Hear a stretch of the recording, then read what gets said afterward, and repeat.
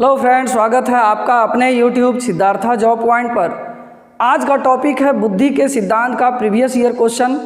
और previous year question को देखने से पहले एक रिक्वेस्ट है कि जो बुद्धि से संबंधित सभी वीडियोज़ को जो देखे हैं वो बिना देखे आंसर बताइएगा।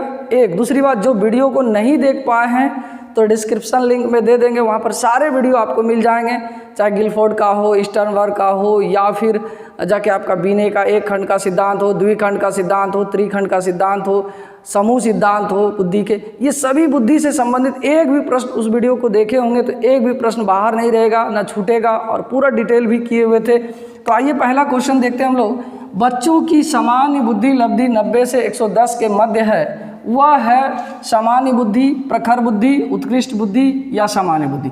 इसका एक कॉलम भी हम बता दिए थे लिख कर वीडियो में, उसमें जाइएगा तो आपको मिलेगा कि 140 से ऊपर क्या है, 110 120 से 40 के बीच में क्या, इस तरह पूरा कॉलम में करके दे दिए हैं। वहाँ से एक प्रश्न हमेशा रहता है। तो ये है सामान्य बुद्धि 90 से 110 के बीच में, इसका आंसर क्या हो जाएगा, सामान्य बुद्धि।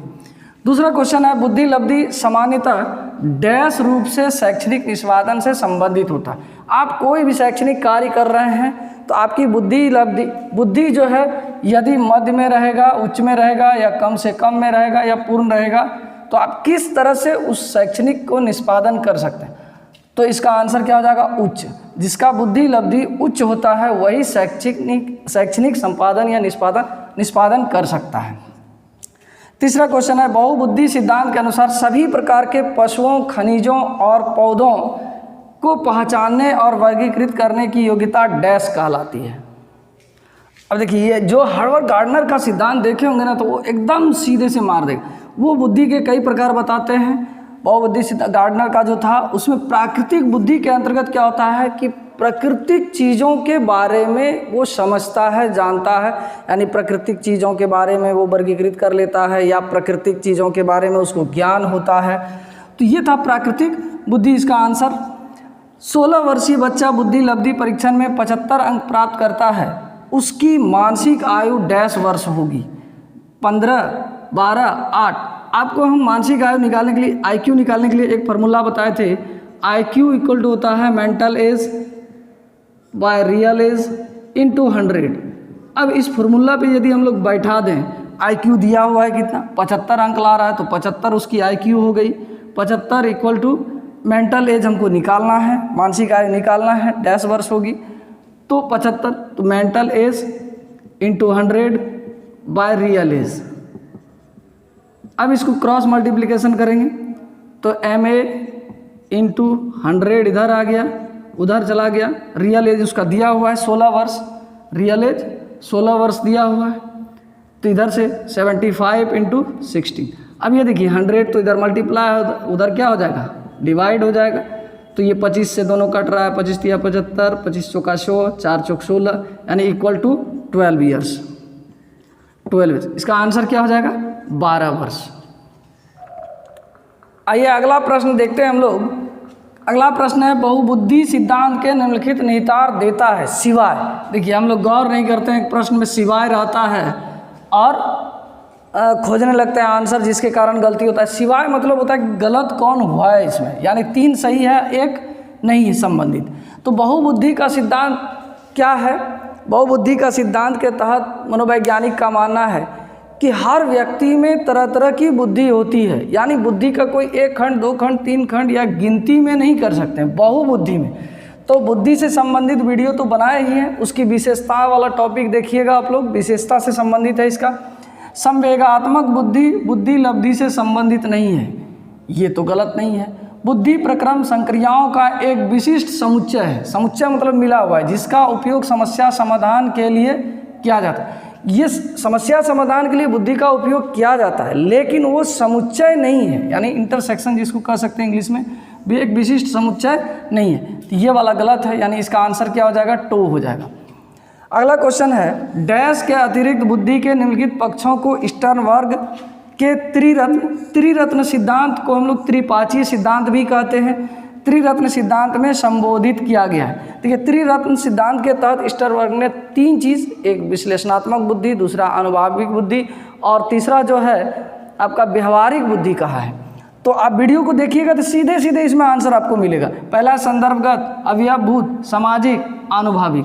ये तीनों त्रिरत्न के सिद्धांत से, त्रिपाची के सिद्धांत से संबंधित नहीं है। इसका आंसर हो जाएगा अनुभाविक। 3 का भी रहा है, विश्लेषणात्मक, अनुभाविक और व्यवहारिक।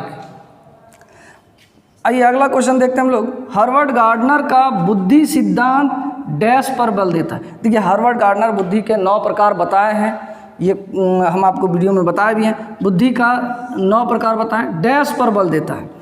शिक्षार्थियों में अनुबंधित कौशलों, सामान्य बुद्धि, विद्यालय में आवश्यक समान योग्यताओं, प्रत्येक व्यक्ति की विलक्षण योग्यताओं। देखिए जब आप गार्डनर का वीडियो देखिएगा ना तो पहला ही आपका ये स्टर्नबर्ग जो ये गार्डनर जो है 3 बात कहता है। उसमें एक बात होता है कि आप प्रत्येक व्यक्ति की विलक्षण बुद्धि होती है, तो इसका आंसर हो गया 4। आइए अगला प्रश्न हम लोग देखते हैं। पहला प्रश्न, निम्नलिखित में से कौन सा आलोचनात्मक दृष्टिकोण बहुबुद्धि सिद्धांत से संबंधित नहीं है? संबंधित नहीं है पूछा है, तो इसका आंसर होगा प्रतिभाशाली विद्यार्थी प्रायः एक क्षेत्र में विशिष्टता प्रदर्शित करता है। ये गलत है। जो विशिष्ट बालक होते हैं वो कई मल्टी टैलेंटेड होते हैं, तरह तरह की बुद्धि होते हैं। बड़े बड़े ऑप्शन थे इसलिए इसका हम 2 ही ऑप्शन लिखे हैं। इसका आंसर 2। बुद्धि की स्पीयरमैन परिभाषा में कारक जी है। स्पीयरमैन ने द्विखंड के सिद्धांत के अंतर्गत 2 कारक बताए थे, एक जी कारक और एक एस फैक्टर, एस कारक। तो जी जनरल, जी सामान्य बुद्धि, एकदम सीधे एकदम आसान क्वेश्चन सितंबर 2014 में पूछा गया है। इसका आंसर हो गया सामान्य बुद्धि। बहुबुद्धि सिद्धांत के किस क्षेत्र के साथ संवेगात्मक बुद्धि संबंधित हो सकते हैं? पहले तो संवेग क्या होता है? संवेग होता है जैसे कि डर हो गया, भय हो गया, घृणा हो गया, या फिर कह सकते हैं क्या प्रेम हो गया, ये सब संवेग है। तो संवेगात्मक बहुबुद्धि सिद्धांत के अंतर्गत कई चीज़ें हैं और ये संवेग 2 तरह से होते हैं। एक अंतर्वैयक्तिक अपने में भी होता है और किसी व्यक्ति के साथ भी जुड़ते हैं तो वहाँ भी संवेगों का प्रदर्शन करते हैं। तो ये भी यानी बहुबुद्धि सिद्धांत के अंतर्गत 9 बुद्धि के प्रकार बताए थे, जिसमें अंतर्वैयक्तिक और अंतःवैयक्तिक भी अलग अलग थे, प्राकृतिक भी था, लेकिन संवेगात्मक रूप से इसका आंसर क्या हो जाएगा? अंतर्वैयक्तिक और अंतःवैयक्तिक। निम्न में से कौन सा स्टर्नबर्ग का बुद्धि का त्रिस्तरीय सिद्धांत का रूप है? देखिए त्रिस्तरीय बार बार पूछ रहा है, यही क्वेश्चन घुमाया था, उसमें एक बार आनुभाविक था आंसर, तो 3 हो गया त्रिरत्न का। पहला विश्लेषणात्मक, दूसरा आनुभाविक और तीसरा व्यवहारिक। तो इसका आंसर हो गया व्यवहारिक। किसने सबसे पहले बुद्धि परीक्षण का निर्माण किया? वेसलर, बीने, स्पीयरमैन और स्टर्नबर्ग। किसने? तो इसका तो आंसर बीने हो जाएगा। ये था कुछ प्रीवियस ईयर्स क्वेश्चन जो सीटेट में किस तरह से पूछे जाते हैं उसका सैंपल है, और इन प्रश्नों को आप एकदम इजी वे में आसानी से बना सकते हैं। वीडियो को पहले डिस्क्रिप्शन लिंक में जाकर आप देखिएगा, फिर बुद्धि टॉपिक से जितने भी प्रश्न होंगे आपका एक भी नहीं छूटेगा। तो वीडियो देखने के लिए बहुत बहुत धन्यवाद। मिलते हैं अगले वीडियो में।